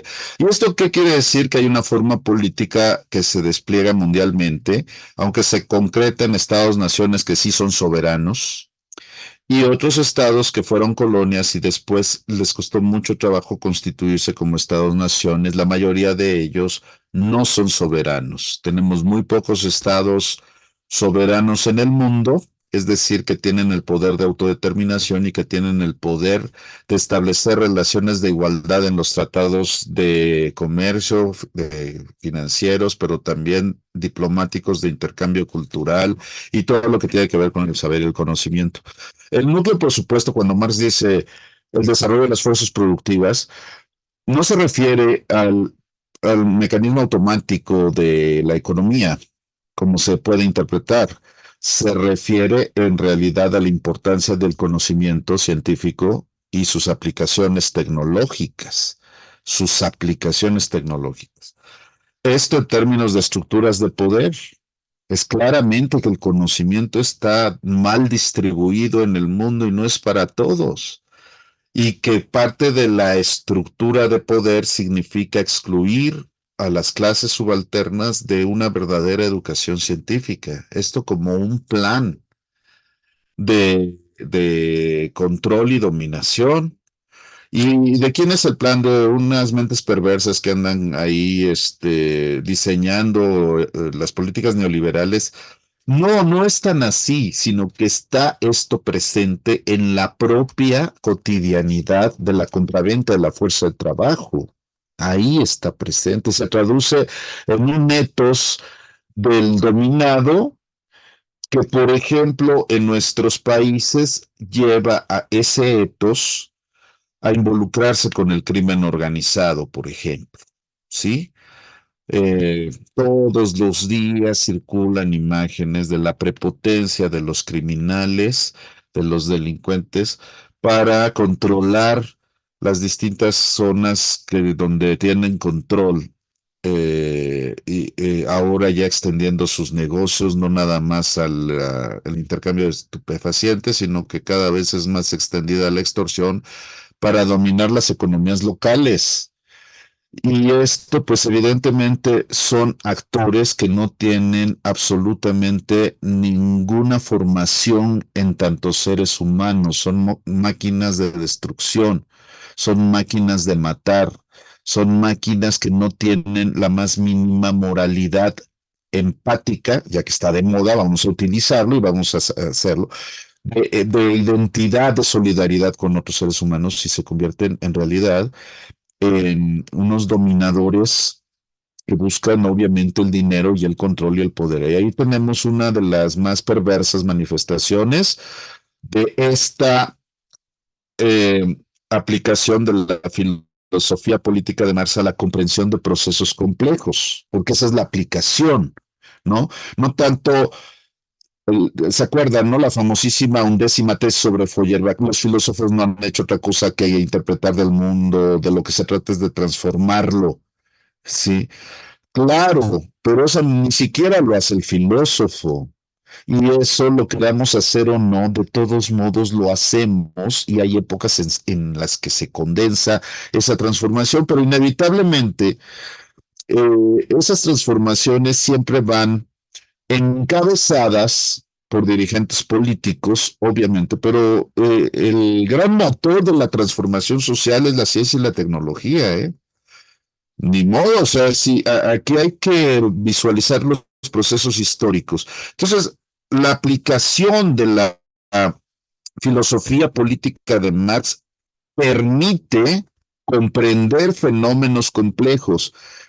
Sí, también permite entender los alcances y las limitaciones de la praxis, pero una praxis por serlo es racional. Y si es racional, calcula hasta dónde se puede y hasta dónde no se puede hacer la transformación voluntaria de algo. También te enseña, por ejemplo, a comprender cómo la inclusión del lenguaje inclusivo no cambia absolutamente nada de la estructura social.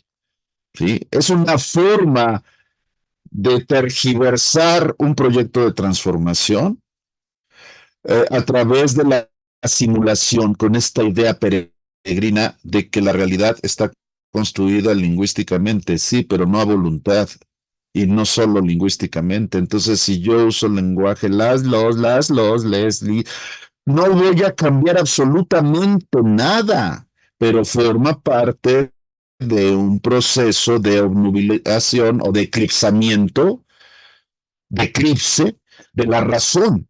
Si yo renuncio a la razón, ya no voy a tener ni siquiera las herramientas para decir, como decía Hegel, Alemania ya no es un Estado, ¿no? Pues Marx dice, efectivamente, el Estado que tenemos hoy No es un Estado, porque no es una comunidad. No están integrados los individuos en un fin común que sea el beneficio, el bienestar público. No tenemos eso. Entonces, por eso no hay Estado. En ese sentido, la precariedad estatal es un proceso de disolución, desvanecimiento o colapso de la comunidad política estatal, no obstante que puedan existir procesos políticos de construcción del consenso y de la construcción de la legitimación, ¿sí? Es decir, hubo gobierno sin Estado, ¿sí? Aquí también podemos tener poderes sin Estado, ¿no? Cuando los extorsionadores controlan algunos territorios, cuando los traficantes de personas, los traficantes de órganos, los secuestradores, controlan territorios, ¿dónde está el Estado? El Estado está ausente. Y ahí hay una contradicción dialéctica. El Estado está ausente. ¿Qué quiere decir eso? Hay autoridades, pero no funcionan. No, hay presidente, hay policías municipales, hay policías desplegados de la Guardia Nacional, lo que quieran ustedes, policías profesionales, lo que sea, pero no funcionan, no son suficientes. Entonces ahí tenemos una situación de Estado fallido o de Estado precario. Sí, hay elecciones, por supuesto, pero cuando hay elecciones resulta que los delincuentes o los criminales se meten y lavan dinero a través de las campañas y las campañas se hacen con dinero, con billetazos, se hacen así. Y entonces, pues, ¿quién puede financiar una campaña para ser diputado, senador, presidente municipal, lo que sea? Entonces, bueno, pues tenemos ahí bastantes elementos para discutir. Eh, hay una epistemología diferente en Marx, no es solamente la repetición de Hegel, a mi juicio, hay una pretensión de superación de Marx a Hegel que quedó incompleta. Un autor italiano lo llama il parricidio mancato, o sea, el parricidio incompleto, el de Marx respecto de Hegel. Hay un punto que en algún momento sería conveniente tratarlo con mayor detalle, pero hay una pretensión de Marx de superar a Hegel y esa superación se queda incompleta, ¿sí? Y entonces hay elementos de Hegel que están gravitando más en Marx y son importantes para la interpretación, pero la pretensión de Marx era superar a Hegel. Lo que pasa es que lo que tiene a la mano es hacerlo con Kant. Y eso es un poco riesgoso porque no es la vida política. Y finalmente el teatro de la política es la manifestación, pues más como teatro, como farsa, como ópera bufa de los partidos, los políticos, los discursos. Milei es un ejemplo del bufón vuelto rey. Ese es el teatro de la política. El bufón vuelto rey. Y así tenemos varios personajes en la política, ajá, que pues no saben nada de política, no saben nada de teoría política, no saben nada de gestión pública, y sin embargo hacen su labor como en el teatro de la política, ¿no? Que es lo que analizan los que se dedican a elecciones, partidos y número de senadores para un partido y todo esto que pues es entretenido para ciertos politólogos que no tienen mucha fortaleza teórica, ¿no? Algo tienen que hacer. Qué mamón, perdón, pero sí. Y pues ya los aspectos que son más complicados de las preguntas muy atinadas de Beatriz, pues prometo en algún momento cubrirlos en otra conferencia. Muchas gracias, Daniel, muchas gracias, Beatriz.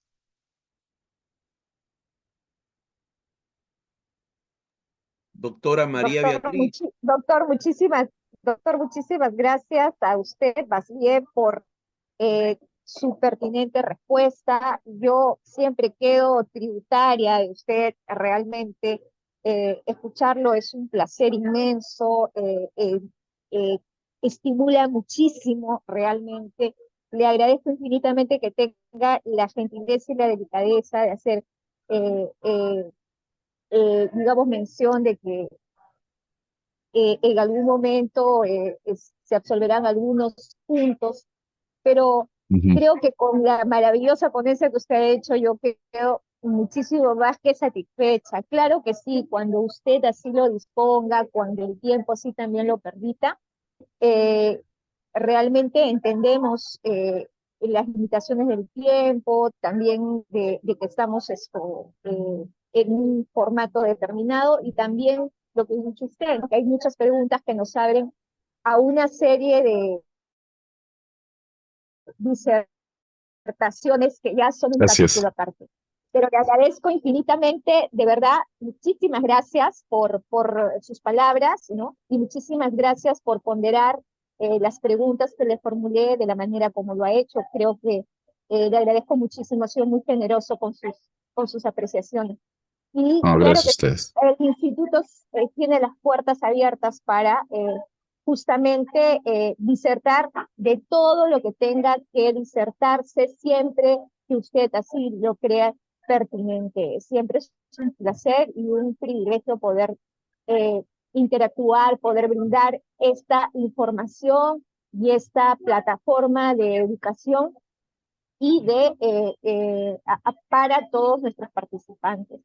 Le agradezco muchísimo, muchísimas gracias. Y le doy el pase al doctor Daniel Malpartida para eh, las palabras de Por favor, cierre, y sí. también para poder hacer mención de los proyectos del instituto, así como también estoy revisando la mensajería. Dicen si esta presentación quedará grabada. Digo que sí, como todas las demás, se encuentran en las páginas, en el canal de YouTube del instituto.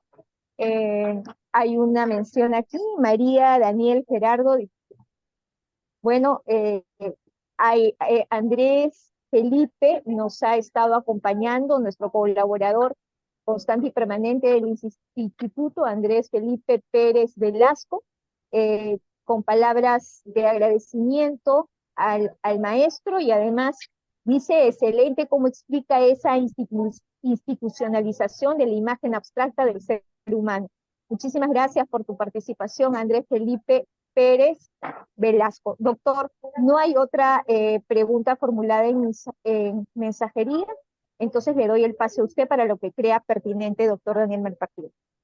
Sí, ante todo, para los que nos están siguiendo, por favor, ya vamos a dar por culminado este trabajo maravilloso de la presentación del libro La filosofía política de Marx. Por favor, les digo algo, ya vamos a dejar las cosas bien claras. Esto es el primer ciclo año 2024 de seminarios internacionales. El programa es Inteligencia Artificial entre la filosofía y la política. ¿Ya? Ahora, esto nosotros lo desarrollamos una vez al mes a las 8 de la noche. Siempre se coordina con el ponente. Normalmente lo estamos haciendo. Lo ideal es tener una fecha a las 8 de la noche en horario de Lima, Perú. La acumulación de la presentación hasta el mes de diciembre hace que nosotros tengamos un acumulado de 400 horas. El año pasado, el instituto ha entregado certificados en el Perú y en el extranjero, muchos países de América Latina, muchos países de Iberoamérica. En este año, para verano, este es uno de los proyectos. Nosotros tenemos total 8 proyectos para este año. Tenemos con inteligencia artificial arte, tenemos aquí con la del maestro, este programa Inteligencia Artificial, Filosofía Política, tenemos inteligencia artificial automotriz, también tenemos el de cineforos de películas basadas en inteligencia artificial. Ahí estamos con diferentes catedráticos, pensadores, investigadores de América Latina, Iberoamérica, con los de la Red Iberoamericana de Cine y Derecho. Luego tenemos otro derecho laboral, procesal laboral, con 2 esposos, la familia de la Universidad Nacional Mayor de San Marcos, y también el último, que es inteligencia artificial y derecho, con un miembro de los 4 que tenemos en el instituto, miembros de la Sociedad Argentina de Inteligencia Artificial, con los cuales hay diálogo ahorita, estamos teniendo comunicación con ellos, nosotros como Instituto Peruano de Inteligencia Artificial. Tanto las inscripciones a través de los formularios, tanto la participación en Zoom en vivo y tanto la certificación es totalmente gratuita. No tiene un solo costo. Los que tienen el deseo, que lo hacemos normalmente, pueden tomar mi número, el doctor Daniel Malpartida Victorio, 934-721-336. 934-721-336. Les agrego, yo manejo un grupo de WhatsApp de seminarios internacionales, ya, y lo hacemos también a través de los correos. Esta información, una vez que está editada el video, voy a poner en el grupo de WhatsApp de las que manejamos, que también tenemos con México, hay un grupo con estudiantes de la comunidad de filosofía, y también lo voy a poner, los voy a enviar a través de los correos a todos los que se llegaron a suscribir. Entonces, maestro, muchas gracias, doctor Gerardo Ábalos Tenorio, que el maestro, toda su publicación, nos ha regalado sus libros. Todos los que tienen en contacto con el maestro, ese desprendimiento lo ha tenido toda una vida. Lo único, agradecerle.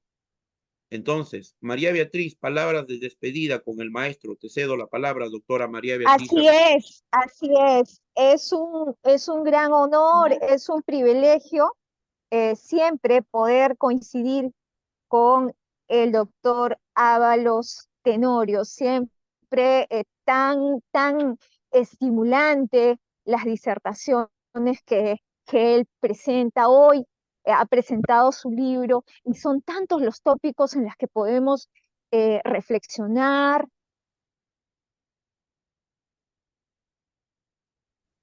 Eh, eh, eh, Importantísimo, ¿no? Porque cuando una obra te permite plantearte interrogantes, es muy enriquecedor, ¿no? Es muy enriquecedor. Finalmente te logra conmover y logra justamente el propósito, ¿no? Definitivamente sí. Entonces, para mí, como siempre, es un tremendo honor tenerlo en los foros académicos del Instituto Peruano de Inteligencia Artificial y Ciudadanía. Y espero que prontamente nos volveremos a encontrar por estos foros. Siempre, doctor, el instituto está abierto a no solamente la presentación de las obras en el formato actual, que ha sido mediante una sesión, sino también de promocionarlas en formatos más pequeños, como la lectura que ya hemos hecho en algunos videos, de partes o fragmentos de las partes más importantes y impactantes de sus obras. Quedamos siempre con ese compromiso de difundirle, porque no solamente nos enriquece hacerlo, sino que además somos un vehículo para que usted pueda llegar hacia todos aquellos que deseen conocer sobre las líneas de investigación que usted desarrolla. La vez pasada hablamos que es muy importante quienes deben de leer, principalmente siempre los estudiantes y obviamente los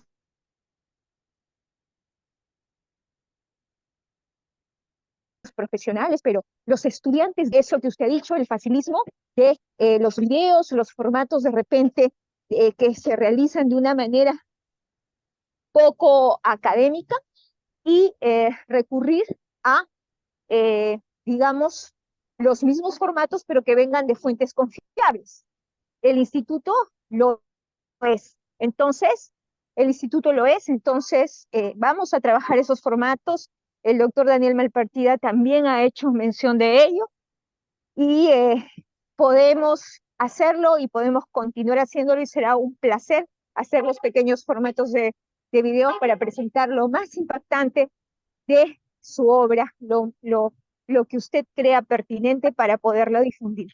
Su generosidad con el instituto y con todos aquellos que quieran aprender está siempre en primera línea. Usted es un profesional que se caracteriza por eso, por, como lo ha dicho el doctor Daniel Malpartida, difundir su obra sin un interés económico de por medio, ¿no? Entonces, es la vértebra o la columna vertebral ética, ¿no? De un profesional, ese desprendimiento y esa solidaridad.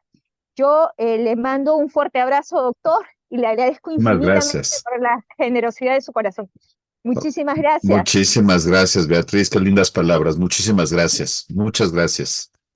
Vamos a dar Gracias, por clausurado nuestro primer ciclo de este año 2024 de seminarios internacionales que tiene como título Inteligencia Artificial entre Filosofía y Gracias. Política, sobre la presentación del libro La Filosofía Política de Marx, a cargo del doctor Gerardo Ábalos Tenorio.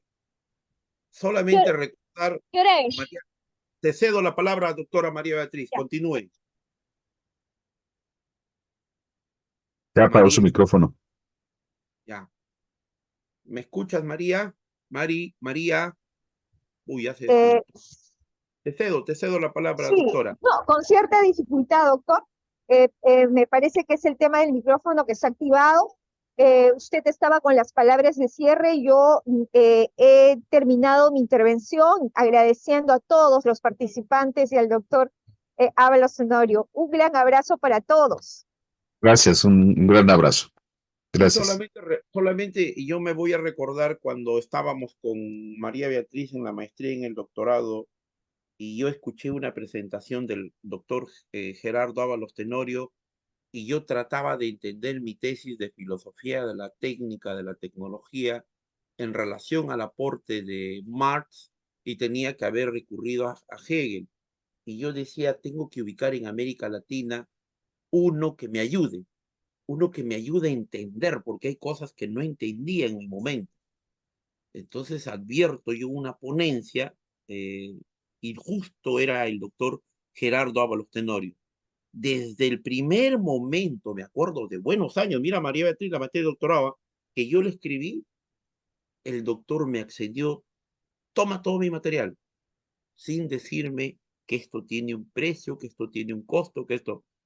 Entonces yo dije, wow, Dios mío, todos estos libros, wow, cosa más maravillosa la vida. Entonces, lo que decía María Beatriz, ese desprendimiento, eso de no ponerle un precio a ese trabajo académico, intelectual maravilloso que realiza el maestro, realmente dice mucho de él, dice mucho y engrandece al hermano país de México por su gente maravillosa, por María Beatriz, tú entenderás, discúlpame las palabras, es México el país que al instituto las puertas más se nos han abierto. Tenemos compromisos ahí con amigos mexicanos en muchas instituciones, en todo este trabajo que venimos haciendo. Y realmente, doctor, Así es. muy agradecido, maestro. Lo único le digo, vamos a tener que volver a ver el video, volver a tomar apunte de algunas ideas que se han vertido, y en 15 días próximos en el canal de YouTube que tiene como nombre Instituto Peruano de Inteligencia Artificial, y abreviado, en vez de decir Ciudadanía Digital, CD. Usted lo encuentra, Instituto Peruano de Inteligencia Muy bien. Artificial. Ahí está nuestro canal. 15 días vamos a compartir el video del maestro. Muy bien, entonces, Muy bien. maestro, un saludo y un abrazo. Un abrazo, muchas gracias. Muchas gracias. Un abrazo. a ese Un hermano gran país abrazo. maravilloso de México, a todos los que nos han acompañado, muchas gracias. Buenas noches, maestro a la distancia.